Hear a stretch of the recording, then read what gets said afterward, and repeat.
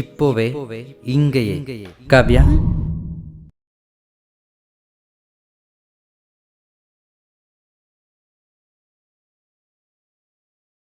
இந்த 6 மாசத்தோட உழைப்பு இந்த நாளுக்காக தான் கவு. சாப்பிட்டியா கௌதம்? இல்லை ஆர்டர் பண்ணவா?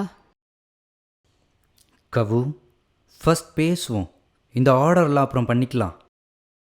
Raghu, bring him cold coffee. இப்போ சொல்லு.